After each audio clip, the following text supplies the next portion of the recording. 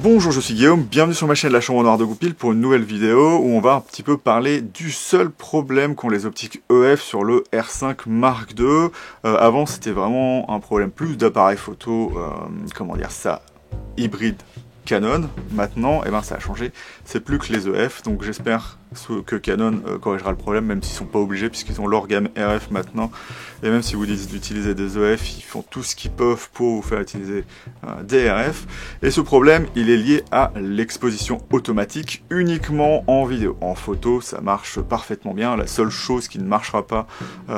en photo c'est la prévisualisation de profondeur de champ qui ne sera jamais active à part sur un bouton. Sur les RF on peut avoir l'iris qui se place directement à la bonne ouverture pour que vous puissiez visualiser correctement la profondeur de champ. C'est pas le cas avec les Canon EF, et donc le petit problème qu'on voit ici était présent avant. Alors je sais pas si c'était sur le R6 Mark II et le R7, mais il a été partiellement corrigé sur le R5 Mark II.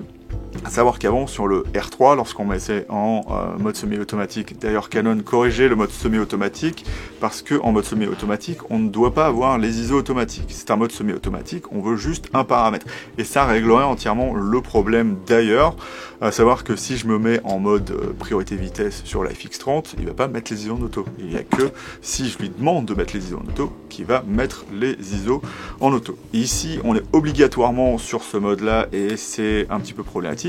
Donc du coup quand j'avais le R3, le problème que ça faisait c'est que je mettais une optique dessus, je me mettais en mode semi-automatique, et plutôt que de privilégier les ISO pour avoir le moins de bruit possible et de rester sur la base ISO en log, il mettait les paramètres moyens, à savoir une ouverture modérée avec un ISO modéré, donc au milieu de ce qu'il pouvait faire, et en faisant varier les deux de manière assez étrange, donnant souvent des images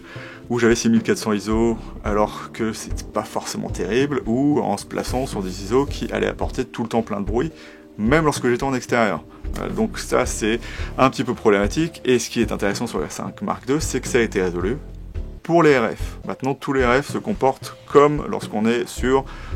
d'autres systèmes comme Sony ou quoi que ce soit. Le système est intelligent, il va privilégier la qualité d'image au lieu de privilégier une moyenne entre tout. Sauf que le problème,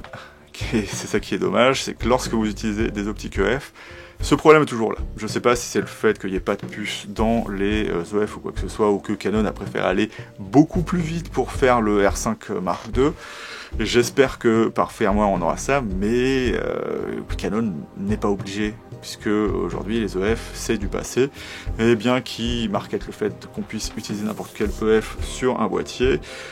ça posera surtout des problèmes à ceux qui font de la vidéo, et peut-être que certains ne le verront jamais, puisque c'est que vraiment lorsque je me filme par exemple que j'utilise ces modes automatiques. Donc voilà le vrai problème aujourd'hui des EF, c'est d'avoir en fait ce mode d'exposition où par exemple si vous avez un filtre ND, vous n'aurez jamais l'ouverture maximale par exemple sur un 28, à part si vous vous mettez en manuel, quitte à mettre juste les ISO auto et à vous retrouver avec des moments où vous serez un petit peu cramé, parce que il faudra